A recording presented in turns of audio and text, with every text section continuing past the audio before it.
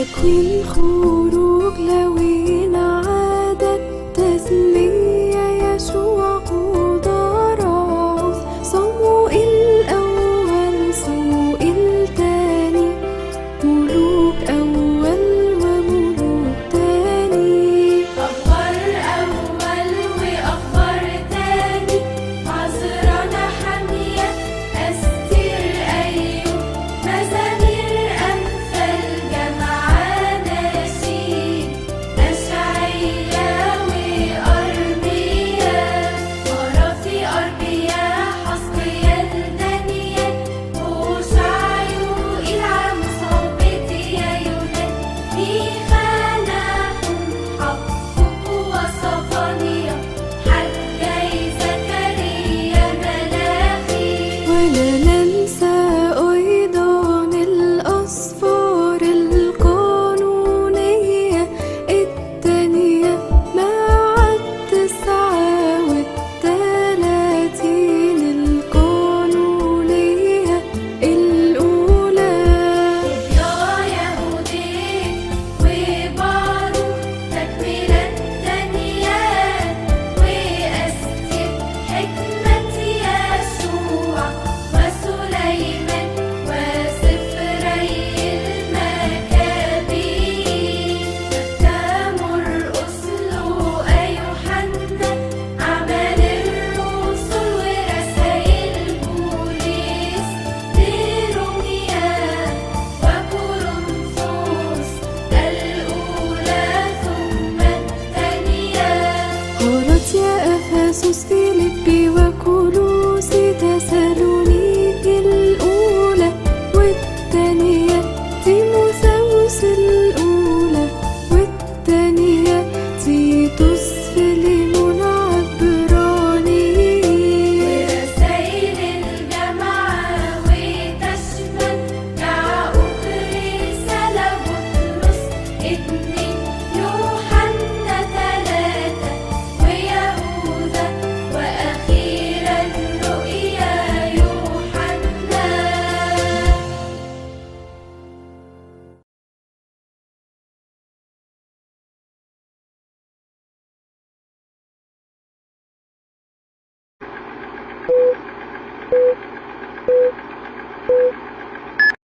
Yang mau ke Cianjur hati-hati, gempa. Gempa.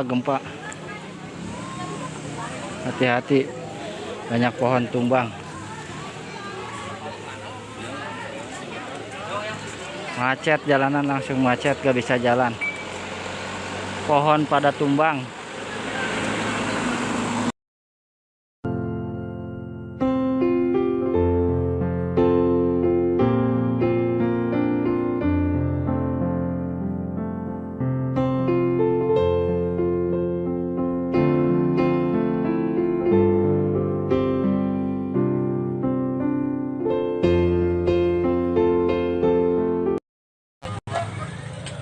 Ini terjadi musibah gempa bumi, warga Kampung Panagan yang hancur.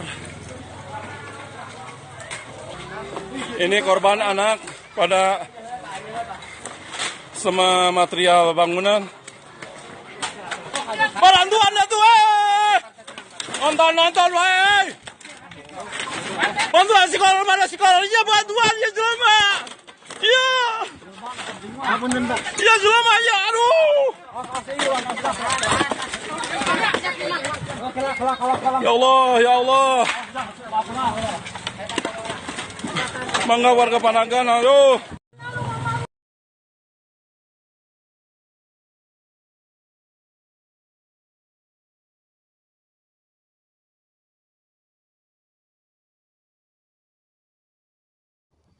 Shalom saudara dalam himpunan kasih Tuhan.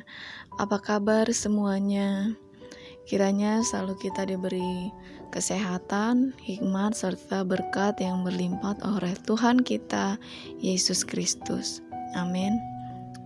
Senang sekali bisa bertemu bersama saya Naomi dalam himpunan kasih Tuhan.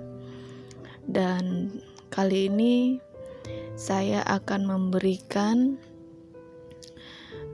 tema judul yang bernaungan tentang hari kiamat dalam Alkitab. Seperti video yang sudah kita lihat, cuplikan mengenai musibah yang menimpa Cianjur yang terjadi gempa kemarin tanggal 21 November 2002. Maka dari itu kita harus berjaga-jaga, harus introspeksi diri, serta harus berserah kepada Tuhan. Apa yang sudah Tuhan kehendaki untuk dunia, untuk umatnya, kita harus terima. Karena saudara, bumi ini sudah tua dan banyak tanda-tanda akan kedatangan Sang Juru Selamat yang kedua kali. Maka dari itu kita harus mempersiapkan diri kita untuk benar-benar berpegang teguh kepada Tuhan, untuk memperbaiki diri kita agar layak di hadapannya, serta agar apa yang kita lakukan dapat berkenan di hadapan Tuhan. Amin. Kali ini tema kita berjudul Tanda Datangnya Hari Kiamat menurut Alkitab. Dan sekarang sudah banyak dijelaskan bahwa dunia ini nanti akan berakhir. Maka dari itu tidak ada lagi manusia yang tinggal di bumi, dan mungkin semuanya akan musnah. Seluruh umat manusia akan dikumpulkan di satu tempat. Nah, yang jadi pertanyaannya, tempat apakah itu? Apakah tempat untuk masuk ke surga mendapatkan kebahagiaan, atau tempat di neraka mendapat siksa api neraka, begitu ya? Semua itu tergantung iman kita di dunia. Tapi tanpa kita sadari, mungkin sudah banyak tanda akhir zaman di sekitar kita yang sekarang-sekarang ini sudah terjadi. Contohnya paling nyata yaitu banyaknya nabi palsu, banyaknya bermunculan bidat-bidat, bermunculan pengajaran sesat di masa sekarang. Tidak hanya itu, ada juga banyak sekali tanda-tanda akhir zaman menurut Alkitab yang sesuai dengan masa-masa sekarang ini. Namun kita ya mau tidak mau harus mewaspadainya. Berikut dalam video kali ini saya akan mengulas dan memberikan tanda-tanda akhir zaman sudah tiba saatnya, yang tertulis berdasarkan menurut Alkitab. Maka dari itu, Bapak Ibu, tetaplah kita waspada terhadap berbagai tanda-tanda akhir zaman. Berikut ada beberapa hal yang penting yang dijelaskan dalam firman Tuhan tentang akhir zaman yang harus kita waspadai. Yang pertama, bencana alam. Apabila kita amati belakangan ini, sering kali terjadi bencana alam dan malapetaka. Seperti halnya kemarin, sudah terjadi gempa yang menimpa Jawa dan sekitar Jabodetabek lainnya. Contohnya yang kita alami dalam musibah bencana alam seperti gempa bumi, tanah longsor, angin topan, badai, dan banyak hal. Semuanya tidak bisa dihentikan oleh manusia. Saudara-saudara, peristiwa tersebut dianggap wajar karena pengaruh pergerakan bumi. Akan tetapi, jika kita melihat ilmu rohani, hal ini juga bisa terjadi dengan atas kehendak Allah, atas kehendak Tuhan sendiri, seperti yang dijelaskan dalam Alkitab. Ada tertulis di Lukas 21 ayat 11. Demikian firman Tuhan. Dan akan terjadi gempa bumi yang dahsyat, dan di berbagai tempat akan ada penyakit sampar dan kelaparan, dan akan terjadi juga hal-hal yang mengejutkan dan tanda-tanda yang dahsyat dari langit. Kemudian saudara, yang kedua tanda dari kedatangan Tuhan yaitu kelaparan dan penyakit. Saudaraku terkasih, sekarang ini di mana-mana banyak penyakit ya menimpa kita. Saat-saat yang belum pulih bumi ini dari COVID ya. Dan sekarang sudah marak lagi COVID yang baru, COVID yang akan muncul pada musim-musim sekarang kalau kita tidak berjaga-jaga. Dan kalau kita tidak membersihkan sekeliling yang ada di sekitar kita, atau kita menjaga kebersihan di rumah kita maupun di mana, itu cepat sekali kita terkena penyakit itu ya saudara. Bukan juga dari kebersihan, tapi kita berkumpul dengan banyak orang, dengan orang-orang yang sudah terkena penyakit, itu harus waspada ya. Sebelum hal yang tidak kita inginkan terjadi, maka kita harus menjauhi hal-hal yang demikian. Nah, topik yang kedua kali ini kelaparan dan penyakit. Sama halnya tertulis di Alkitab mengenai kelaparan dan datangnya penyakit wabah yaitu virus sendiri. Kelaparan sendiri sudah banyak ya di bumi ini, termasuk di Indonesia. Sudah banyak dialami orang-orang yang membutuhkan bantuan dari segi ekonomi, segi finansial, atau orang yang bekerja juga banyak mengalami masalah, keterbatasan ekonomi, atau hal apapun. Itu semua, sadarkah kita saudara bahwa hal yang terjadi itu semua karena sudah kehendak dan ketetapan Tuhan? Bukan berarti Tuhan tidak mengasihi kita. Justru Tuhan sayang sama kita, mengasihi kita. Tapi karena perbuatan kita sendiri, ya, karena kelakuan, bahkan perbuatan buruk yang kita lakukan, maka ada balasannya tersendiri dari Tuhan. Karena hukum tabur tuai itu nyata ya dalam hidup kita. Hukum tabur tuai ada dan sampai sekarang masih berlaku gitu. Jadi apa yang kita perbuat akan ada balasan dari Tuhan sendiri. Entah apapun itu, itulah yang harus kita sadari.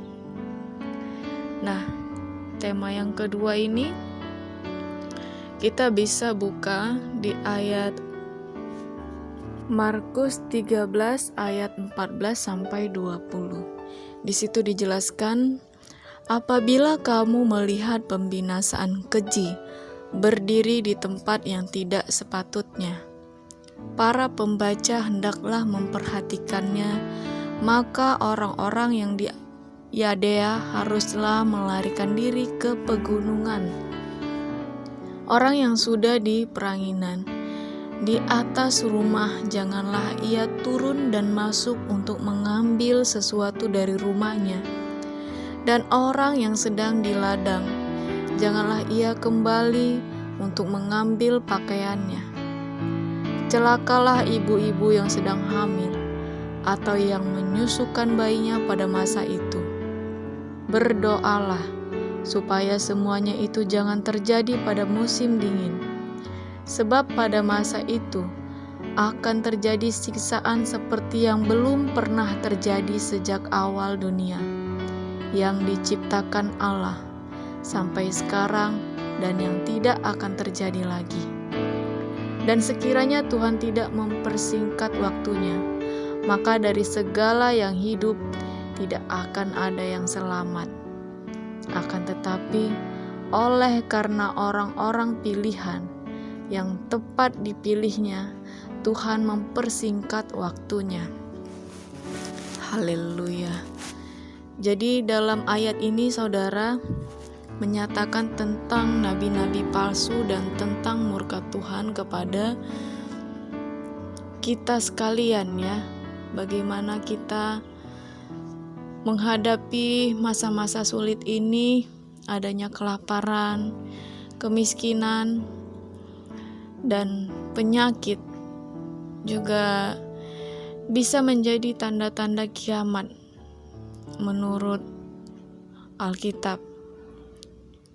Saat ini juga banyak muncul ya penyakit-penyakit baru yang belum diketahui obatnya. Dan tema yang kedua ini tentang kelaparan dan kemiskinan pun semakin merajalela. Semakin banyak orang yang pengangguran, semakin banyak kesulitan menghimpit orang-orang yang tidak mampu, yang saat ini belum bekerja. Semakin banyak kemerosotan ekonomi turun drastis ya. Karena itulah saudara ya, semua sudah digenapi, semua sudah ditentukan Tuhan. Maka dari itu kita harus benar-benar kita bertobat, benar-benar kita hidup ini harus secara seturut kehendak Tuhan. Kita hidup jangan pernah kita tidak berkenan di mata Tuhan.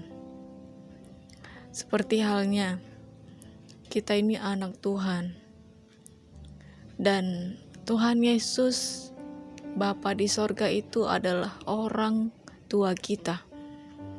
Kalau orang tua kita, misalnya orang tua kita sendiri murka terhadap anaknya, ya, itu apapun yang dilakukan orang tua bisa terjadi kepada kita.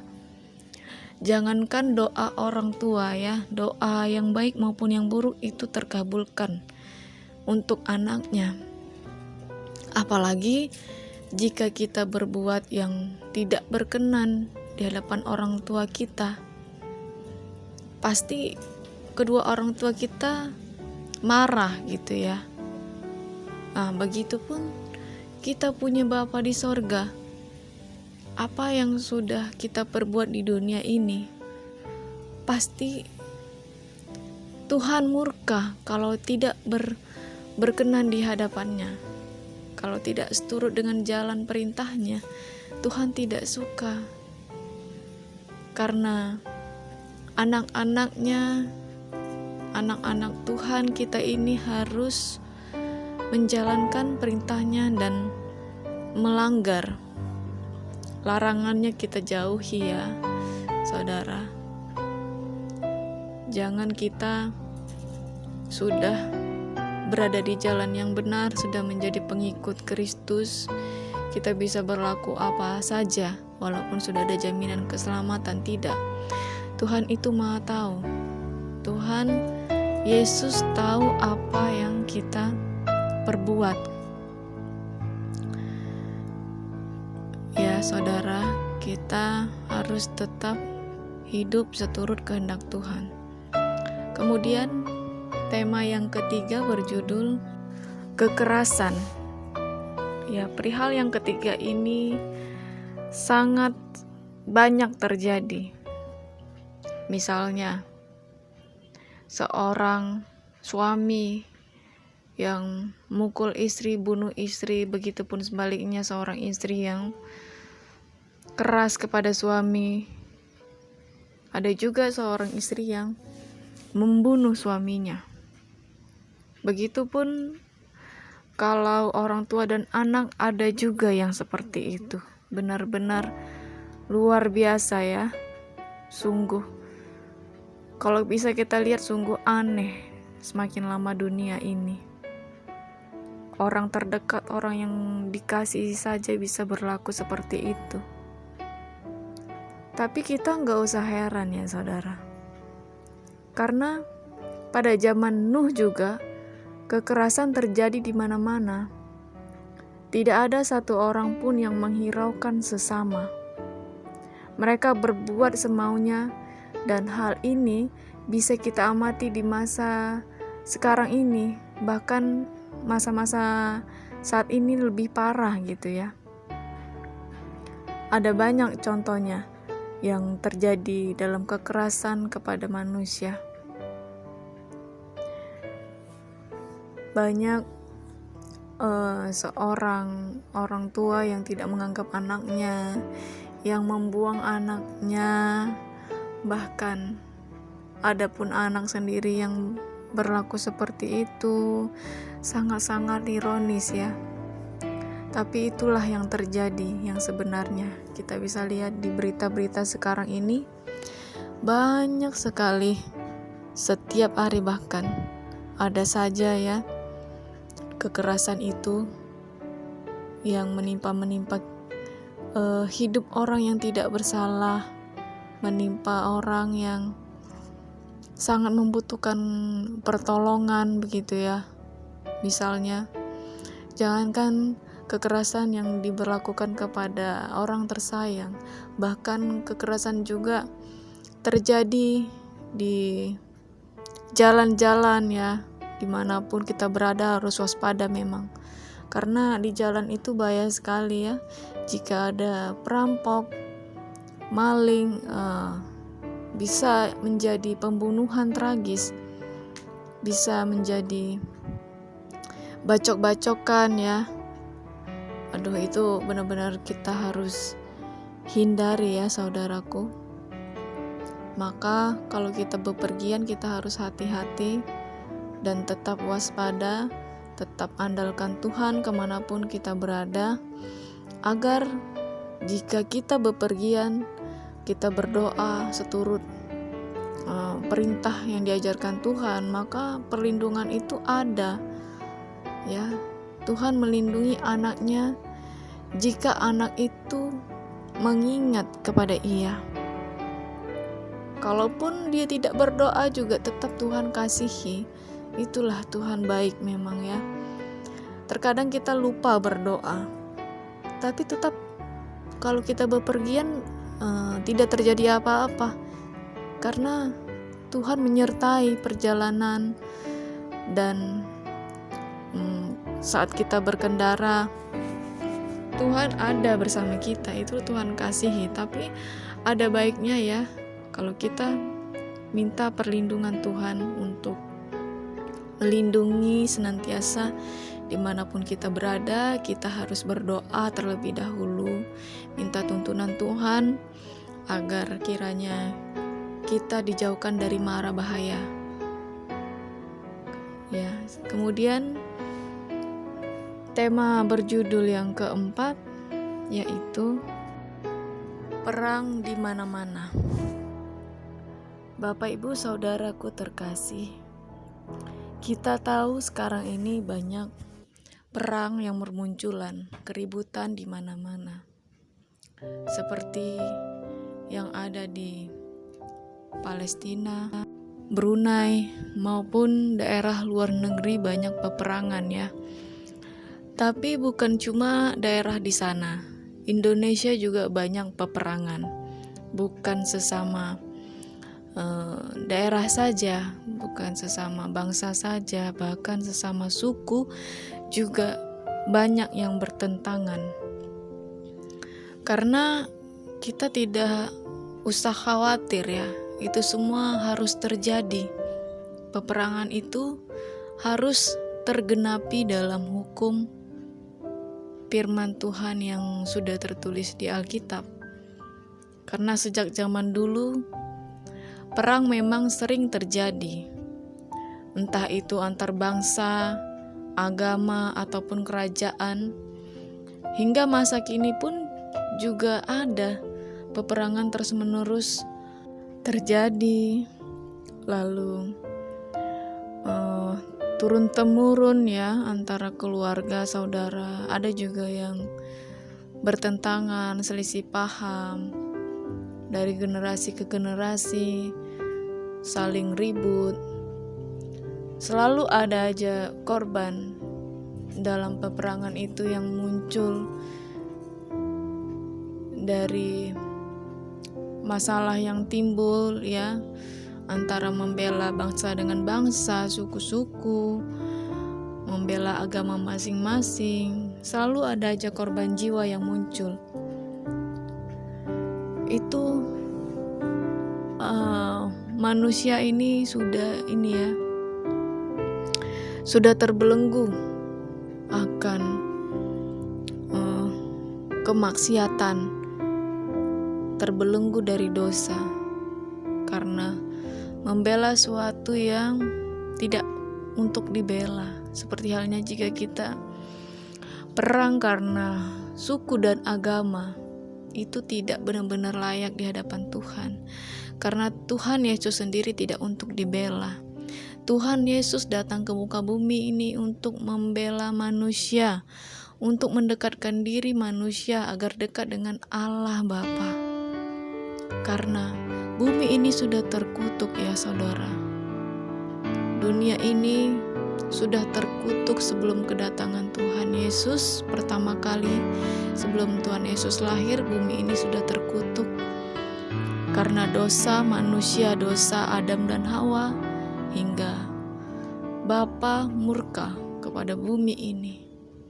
Nah, adanya kedatangan Tuhan Yesus membuat kita bersyukur. Karena Tuhan Yesus punya maksud tersendiri, punya suatu tujuan dalam menggenapi hukum Taurat. Sudah dibuatkan Dia akan datang dan Allah menciptakan hakikat Tuhan Yesus untuk menyelamatkan bumi ini. Pada dasarnya menebus dosa kita semua, sehingga tangan Tuhan Yesus terpaku di kayu salib dalam pengorbanannya itu sudah luar biasa bagi setiap umat manusia. Walaupun manusia tidak mengenal Tuhan Yesus, tapi tetap Ia tebus dosanya. Walaupun kita ini kadang-kadang meninggalkan Tuhan Yesus, ya, itu tidak ada ampunan bagi Tuhan, karena kita atau siapapun yang meninggalkan Tuhan sangat-sangat melukai hati perasaan Tuhan ya. Kita harus sadar, kita diciptakan ke dunia ini mempunyai arti tujuan yang sudah Tuhan tentukan, yang kita tidak tahu apa tujuan kita hidup. Tapi Tuhan sudah tentukan takdir hidup kita. Maka kita harus bersyukur dan jangan pernah tinggalkan Tuhan Yesus. Untuk tema yang keempat kali ini, perang ada di mana-mana. Sudah tertulis dalam Alkitab tentang peperangan. Seperti dalam Matius 24 ayat 6 sampai 7. Di situ dikatakan, "Kamu akan mendengar deru perang atau kabar-kabar tentang perang. Namun berawas-awaslah, jangan kamu gelisah, sebab semuanya itu harus terjadi. Tetapi itu belum kesudahannya, sebab bangsa akan bangkit melawan bangsa, dan kerajaan melawan kerajaan. akan ada kelaparan dan gempa bumi di berbagai tempat. Ya, ayat tersebut sudah dituliskan akan terjadi, maka dari itu kita harus berwaspada. Jangan sampai kedatangan Tuhan untuk menghakimi umat manusia lebih kejam dari apa yang sudah terjadi ya. Kita harus bertobat dan menyadari itu, sebab tanda-tandanya sudah dekat. Akan kedatangan Tuhan yang kedua kali sudah nyata. Sudah ada banyak sekarang ini tanda-tandanya ya. Dan tema yang kelima berjudul tentang kemajuan ekonomi.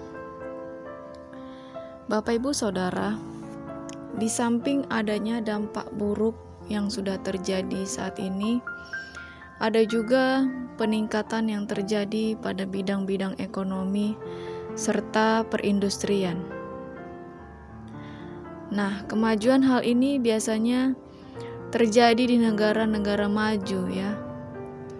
Pada beberapa negara terdapat kemakmuran harta. Dan ini dibuktikan dengan adanya orang hebat yang hartanya tidak bisa dihitung dengan jari. Nah, peristiwa akan hal ini menjadi tanda bahwa kedatangan Tuhan Yesus untuk kedua kalinya sudah dekat. Banyak kemajuan teknologi sekarang yang semakin marak. Contoh handphone saja ya saudara. Setiap bulan, setiap tahun banyak sekali pergantian merek-merek yang canggih. Laptop juga canggih, semakin canggih. Kemudian keluaran sepeda motor juga semakin elit, mobil juga begitu. Ya. Itu tahukah kita? Dan kita bisa sadar ya bahwa semuanya itu memang sudah akan terjadi. Karena itu tanda-tanda kedatangan Tuhan Yesus pada zaman era modern sekarang ini banyak sekali perubahan-perubahan yang benar-benar canggih. Tapi semuanya itu perlu kita renungkan. Apapun kecanggihan di dunia ini tidak ada artinya. Semua akan sirna, akan binasa. Ya, kita tidak perlu banggakan kita tinggal di mana yang bangsanya mayoritas canggih, tapi kecanggihan itu bisa membuat menjadi malapetaka untuk diri kita sendiri. Kenapa saya bilang jadi malapetaka? Semakin banyak era-era modern canggih sekarang ini, semakin banyak yang menyesatkan, semakin banyak membuat orang terselubung dalam dosa, semakin banyak orang yang tidak mengandalkan Tuhan lagi. Bahkan ia mengandalkan dirinya. Seperti dia sendiri, seperti halnya dia bisa membuat alat-alat canggih ya. Dia mengandalkan dirinya, kepintarannya, tapi tidak mengandalkan Tuhan. Walaupun apa yang sudah dia perbuat, yang sudah dia lakukan dalam membuat alat-alat canggih, kalau tidak seturut kehendak Tuhan itu tidak akan terjadi. Kalau dia punya otak tidak cerdas karena tuntunan Tuhan, tidak akan terjadi ya saudara. Karena semua pola pikir manusia sudah dikehendaki Tuhan. Kamu harus berencana apa, berbuat seperti apa, itu sudah kehendak Tuhan. Kalau kedatangannya sudah digenapi tersebut, maka itu yang akan terjadi. Kemudian sama halnya yang berjudul meningkatnya ilmu teknologi, ilmu pengetahuan teknologi yang sedang marak saat ini, semua karena tanda-tanda akan kedatangannya segera terjadi. Sudah ada banyak prestasi yang muncul dari manusia-manusia cerdas. Banyak penemuan yang memudahkan manusia, termasuk membuat robot ya. Bahkan robot di masa sekarang sudah bisa menggantikan posisi manusia dalam bekerja, dalam melakukan apapun. Robot sendiri bisa melakukan itu ya, benar-benar canggih. Bahkan hasil kerjanya juga lebih akurat dibanding manusia, karena sudah dirancang robot itu sedemikian rupa seperti manusia, cuma bedanya kita makan, robot tidak gitu ya. Kita bisa melakukan apapun, robot tidak, karena robot tergantung hanya karena listrik. Tanpa ada listrik, robot tidak bisa berkembang gitu ya. Nah, saat ini perkembangan yang sudah terjadi bisa berdampak buruk jika tidak bisa kita menyikapi hubungan baik secara iman Kristen dengan ilmu pengetahuan yang bagaimana harus layak kita kembangkan atau tidak gitu ya. Kemudian tema yang berjudul ke-7, merosotnya moral. Kalau kita pembahasan dalam kemerosotan moral itu banyak juga ya yang sudah dialami manusia. Seperti halnya banyak kejadian sosial yang mengancam kehidupan manusia. Mulai dari perbuatan yang mencerminkan remaja nakal yang terselubung dalam dosa. Ya, sebagai contoh, kemerosotan moral itu membuat manusia sudah banyak melenceng, bahkan tidak takut lagi akan dosa. Seperti kita berlaku yang tidak seturut kehendak Tuhan, kita bekerja tapi hasilnya tuh tidak baik ya. Istilahnya bekerja tapi mendapatkan keuntungan yang haram. Ya, kita menipu orang, kita melakukan hubungan terlarang, atau banyak hal ya yang membuat orang terjerumus dalam dosa, yaitu tadi karena merosotnya moral, dan sudah banyak terjadi di Indonesia ini. Lalu bisa menjadikan kita stres gitu ya, stres meningkat. Kenapa bisa stres? Karena kalau kita bekerja yang haram istilahnya ya, itu bisa sirna, istilahnya uang jin makan setan gitu. Dan itu akan bisa membuat kita menjadi stres, bahkan banyak orang yang gila. Manusia kalau bisa mengalami stres karena keadaan dunia yang tidak baik-baik saja, itu luar biasa ya dampaknya tersebut. Melainkan juga bisa berefek pada kehidupan anak-anak ya, kalau dia punya anak-anak. Mereka tidak bisa diatur, misalnya. Bisa menjadi orang tua itu stres ya kalau punya anak-anak yang tidak bisa diatur, membuat orang tuanya semakin kesulitan karena stres berlebihan itu kemudian akan menimbulkan penyakit ya kalau kita hidup stres. Nah, itu seperti sakit jantung, darah tinggi, kolesterol, bahkan bisa berujung kematian. Dan itu semua sudah digenapi dan semua akan terjadi. Itulah penggenapan kedatangan Tuhan. Cekcok dalam pekerjaan. Ada juga masalah yang kita temui yang menimbulkan stres, yaitu cekcok para buruh, para majikan semakin terlihat nyata ya. Banyak pertentangan sesama rekan kerja. Banyak juga orang-orang yang diperlakukan sewenang-wenang oleh atasannya, terutama orang yang bekerja di luar negeri, TKI dan TKW. Banyak yang tidak diperlakukan sesuai. Semisal pemberian upah yang tidak sebanding menjadi masalah yang menimbulkan demo. Sementara itu, para atasan sudah mempertahankan ketentuan upah serta meniadakan kenaikan gaji ya. Jadi kita mau bekerja sekeras apapun juga banyak hal yang kita alami masing-masing yang tidak seturut kehendak kita. Karena setiap pekerjaan itu tidak baik ya. Tidak mungkin kita bekerja mulus-mulus saja, lurus-lurus saja, tidak. Banyak rintangan, bahkan masalah apapun.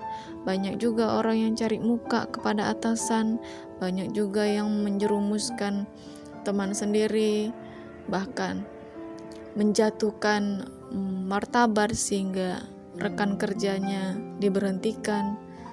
Hal itu terus saja terjadi. Ya, bahkan saya sendiri juga mengalami hal itu. Karena berlanjut tanpa kenal henti kalau masalah yang cekcok dalam pekerjaan saat ini. Semua itu sudah terjadi ya, saudara, seperti halnya tertulis dalam Yakobus 5 ayat 4. Tertulis, sesungguhnya telah terdengar teriakan besar karena upah yang kamu tahan dari buruh, yang telah menuai hasil ladangmu dan telah sampai ke telinga Tuhan semesta alam, keluhan mereka yang menyabit panenmu. Ya, istilahnya kalau karyawan-karyawan staf-staf bawahan pasti berkeluh kepada Tuhan. Kenapa Tuhan kok bisa atasan seperti ini? Nah, itu didengar sama Tuhan sendiri. Dan bahkan pembalasannya itu akan terjadi kepada atasan kita. Ya, itulah sebagai kita atasan ini harus berlaku yang adil. Yang sebagaimana mestinya kepada bawahan harus diberi rasa sikap yang bagus ya. Yang seturut dengan pekerjaan sebagaimana mestinya. Karena kalau kita selisih paham pasti berujungnya tidak bagus nantinya. Kemudian yang terakhir berjudul Pembangunan Rohani Besar-besaran. Ada tertulis di Matius 24 ayat 14. Dan Injil kerajaan ini akan diberitakan di seluruh dunia, menjadi kesaksian bagi semua bangsa. Sesudah itu barulah tiba kesudahannya. Saudara terkasih, nubuatan ayat ini menjelaskan kepada kita bahwa sebelum Yesus datang untuk kedua kalinya, pemberitaan Injil dilakukan secara besar-besaran dan penyegaran siraman rohani juga akan membanjiri dunia. Selain itu, saudara, ada juga manusia yang mulai bertobat dan mengenal Tuhan Yesus. Akankah hal tersebut menjadi kenyataan? Pertanyaannya kan seperti itu. Bahkan sekarang ini, di era-era global saat ini, banyak sekali yang menyadari akan kebenaran itu, yang bertobat dan mengikuti Tuhan Yesus. Karena hanya Tuhan Yesuslah yang dapat datang ke muka bumi ini. Hanya Tuhan Yesus yang dapat menyelamatkan umat manusia, termasuk bagi siapa orang yang percaya kepada Dia akan beroleh hidup yang kekal dan tidak binasa. Karena Tuhan datang ke muka bumi ini sudah menebus dosa Dia sendiri, maka itu harus Dia sadari. Walaupun di masa sekarang ada banyak golongan yang menganggap agama cenderung tidak penting ya, seperti orang-orang yang tidak mengenal Tuhan atau orang-orang yang mempunyai agama KTP ya, membuat dia mungkin merasa tidak penting. Tapi itulah agama yang harus dijunjung tinggi.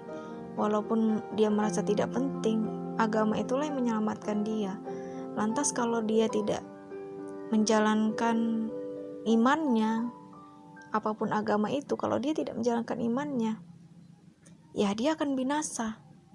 Sekalipun dia menjalankan imannya, kalau dia tidak mengenal Tuhan Yesus, dia akan binasa. Ya tidak seperti kita yang sudah mengenal Tuhan Yesus. Orang yang jauh dari Tuhan, maka hidupnya tidak bahagia ya, tidak sejahtera, tidak bersukacita. Itulah kalau orang yang jauh dari Tuhan. Pasti akan ada aja musibah yang menghampiri dia. Seperti halnya banyak juga ajaran nabi palsu. Itu semua tanda-tanda akhir zaman. Menurut Alkitab, maraknya ajaran palsu saat ini, ya bidat-bidat, orang yang sudah mengenal Tuhan tapi tidak bersikap Kristus, tidak menjalankan perintahnya. Karena maraknya nabi palsu, selain dia juga menyebarkan Injil tapi pengajarannya tidak berkenan di hadapan Tuhan, banyak pengajar sesat. Penyebaran ajaran nabi palsu itu juga sudah mulai bermunculan ya sekarang ini. Contohnya sudah ada yang menggemparkan dunia. Mereka bertindak atas nama agama untuk memusnahkan manusia karena dia mengaku-ngaku dirinya nabi, ya, mengaku-ngaku dirinya utusan. Padahal itulah ajaran sesat yang seperti itu tidak perlu kita ikuti. Banyak pula ajaran palsu yang melenceng yang disebarkan di dunia ini.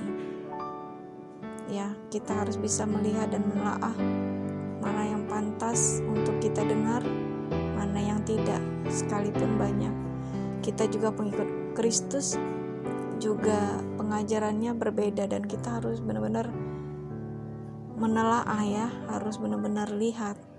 Kalau itu ajaran yang tidak seturut kehendak Tuhan, itu kita tinggalkan, jangan sampai kita tersesat ya.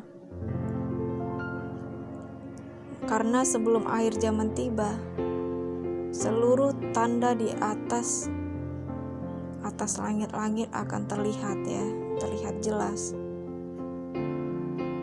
Itulah saya menyampaikan ini. Dalam tanda-tanda tersebut muncul pada saat penyiksaan besar-besaran gitu ya. Seluruh matahari dan bulan akan gelap. Kita bisa baca di ayat Wahyu ya.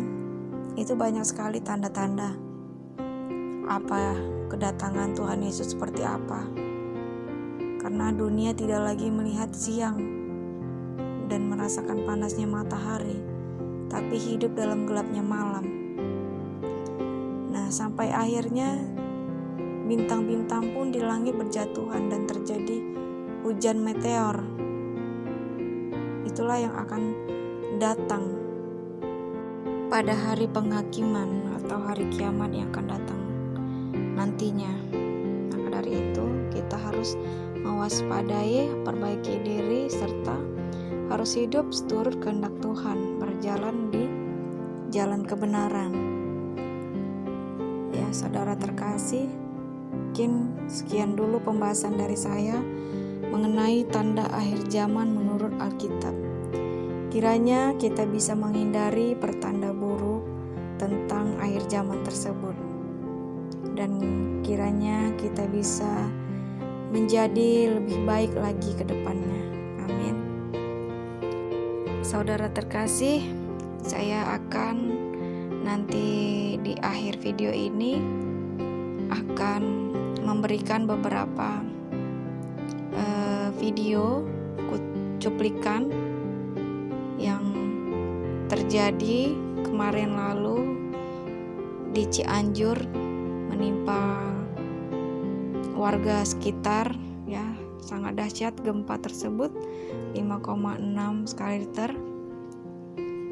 saya akan menayangkan video tersebut, tapi sebelumnya baiknya mari sama-sama kita satukan hati dalam doa.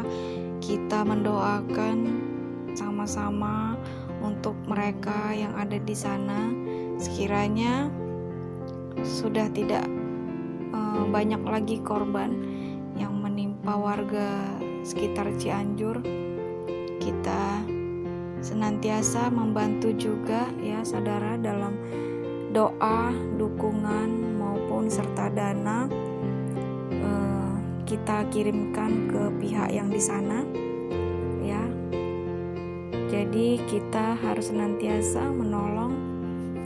Kita bisa menyalurkan bantuan kita kepada orang-orang yang membutuhkan, yang mewakili siapapun ya. Kalau kita ada mendengar untuk bantuan di sana ya, kita harus turut serta membantu ya saudara. Kita membantu bukan berarti kita ingin mendapatkan pahala atau apa ya, karena tidak ada dalam Kristen gitu pahala. Tapi kita ingin berlaku baik seturut kehendak Tuhan, dan kita ingin perkenanan Tuhan dalam hidup kita. Ingat saudara, hukum tak bertuai ada. Kalau kita menolong, pasti kita akan ditolong. Baik, mari satukan hati kita dalam doa syafaat. Haleluya, haleluya. Bapa terkasih, Bapa yang ada di surga, terima kasih Bapa. Engkau sangat baik pada kami. Senantiasa, setiap saat kami selalu dalam perlindungan-Mu Tuhan. Kami bersyukur punya Engkau, Allah kami yang hidup. Engkau Tuhan yang sudah melingkupi kami. Setiap harinya Engkau selalu menyertai kami Tuhan. Kami sangat-sangat berterima kasih Bapa atas kebaikan-Mu yang senantiasa membantu, menolong, serta melindungi anak-anak-Mu ini Tuhan. Bapa, kami turut prihatin dan turut berduka cita Tuhan atas musibah kemarin yang menimpa Cianjur dalam situasi gempa. Kami turut-turut berduka cita karena segala musibah yang sudah terjadi. Semua sudah Engkau kehendaki Tuhan. Semua sudah Engkau tetapkan Bapa. Apapun yang terjadi atas kehendak-Mu kami terima saat ini Tuhan. Semua karena sudah Engkau tetapkan dalam firman. Semua Engkau sudah melakukan seturut kehendak-Mu. Sebab dalam firman-Mu Tuhan, ucapan-Mu dalam firman-Mu Tuhan sudah mulai menggenapi segala perjanjian yang sudah Engkau tetapkan Bapa. Karena saat ini banyak sekali sudah terjadi gempa di mana-mana, banjir di mana-mana, kemerosotan ekonomi, serta kekerasan finansial sudah terjadi Tuhan. Kami tidak tahu hidup kami kedepannya seperti apa. Kami juga tidak tahu akan apa yang akan terjadi selanjutnya. Kami hanya bisa berserah padamu Bapa. Kami hanya bisa menopang kepada Engkau, Tuhan kami Tuhan. Bantu kami, lindungilah kami Bapa. Ampuni segala dosa kami. Kami hanya biji mata-Mu Tuhan, yang tak luput dari dosa. Kami hanya manusia biasa Bapa. Setiap kali kami melakukan dosa Tuhan, ampuni kami Tuhan. Kami kadang tidak melakukan seturut kehendak-Mu Bapa. Setiap saat kami tanpa sadar sudah berbuat dosa kepada siapapun. Kami sadar Tuhan, bumi ini semakin tua, sudah semakin bermunculan tanda-tanda akan kedatangan-Mu. Janganlah membuat kami semakin khawatir Tuhan. Jika Engkau ingin datang Bapa, datanglah. Tapi sebelum Engkau datang Tuhan, berilah kami kesempatan untuk dapat bertobat Bapa. Pencurahan Roh Kudus-Mu akan terjadi besar-besaran dalam pertobatan di dunia ini Tuhan. Pengabaran Injil besar-besaran akan terjadi Bapa. Kiranya kami umat manusia Tuhan dapat bertobat, yang belum mengenal Engkau dapat mengenal Engkau, dapat Engkau selamatkan Tuhan. Berikan kami kesempatan sebelum kedatangan-Mu yang kedua kalinya Bapa, untuk kami bersikap seturut kehendak-Mu, untuk kami dapat berubah menjadi anak-anak-Mu yang lebih baik Tuhan. Ampuni kami Bapa, janganlah biarkan kami terselubung dalam dosa, perbuatan yang tidak berkenan di hadapan-Mu Tuhan.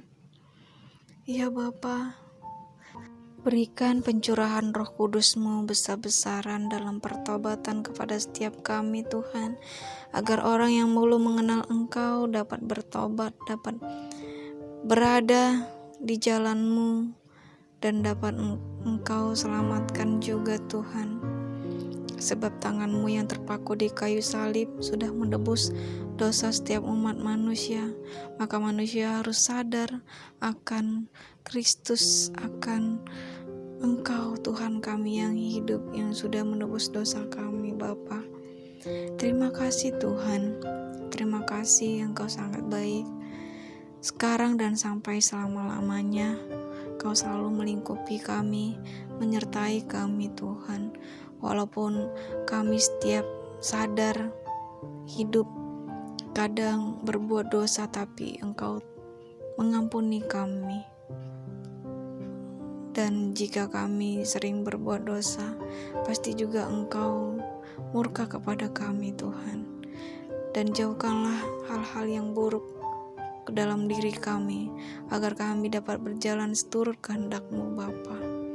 Terima kasih Tuhan, kami sudah satukan hati dalam doa, mengucap syukur Bapa, dalam nama Tuhan Yesus Kristus. Haleluya. Amin. Ya Bapak Ibu terkasih, terima kasih sudah menyimak video ini.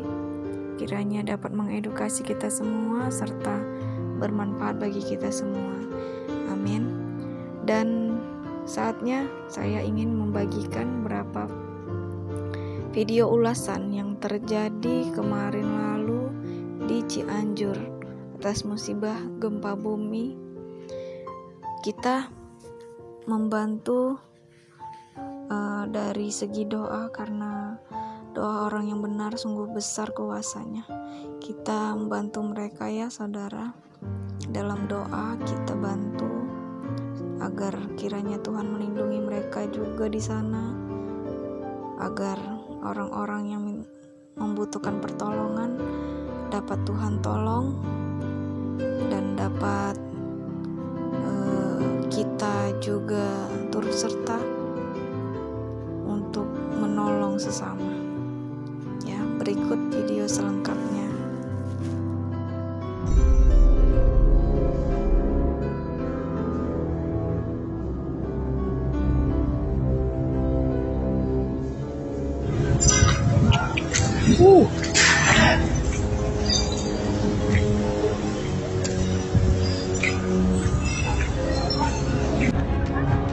Di desa Ciwalen, rumah pada hancur.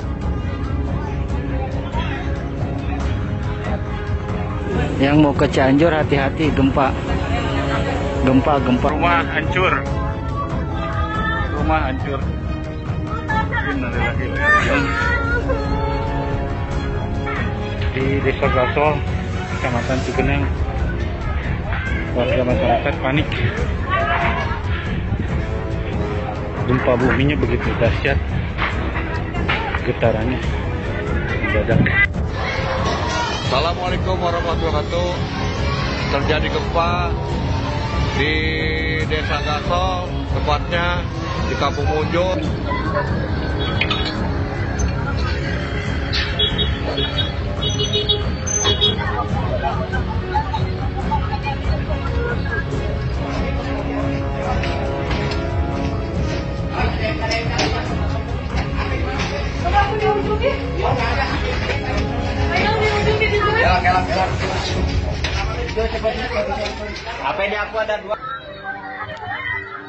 Allahu Akbar.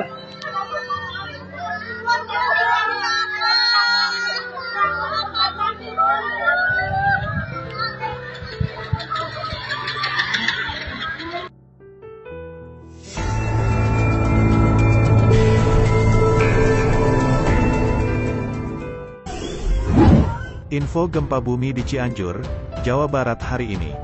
Baru saja gempa dahsyat berkekuatan magnitudo 5,6 mengguncang wilayah Cianjur pada Senin, 21:11 siang. Berdasarkan kesaksian warga setempat, gempa terasa sangat kuat hingga membuat genteng rumah berjatuhan dan merobohkan banyak bangunan milik warga. Selain itu, jalur Cipanas Cianjur dilaporkan terputus akibat gempa itu. Sementara Bupati Cianjur mengimbau warga untuk tetap berada di rumah sampai situasi kondusif. BMKG menyebut titik gempa berada di kedalaman 10 km dan tidak berpotensi tsunami. Berdasarkan data BMKG, getaran gempa dirasakan di banyak wilayah, bahkan hingga Jakarta.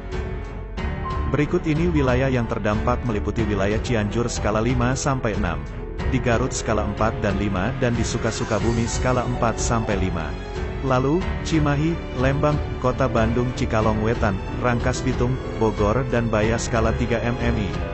Serta Rancaekek, Tangerang Selatan, DKI Jakarta dan Depok 2 dan 3 mmi. Dan hingga pukul 14 BMKG telah mencatat 15 gempa susulan dengan magnitudo 4.0. Akibat peristiwa tersebut puluhan rumah dikabarkan rusak berat. Namun belum diketahui berapa jumlah kerusakan serta dampak lainnya. Saat ini pihak BPBD setempat masih melakukan pendataan serta asesmen.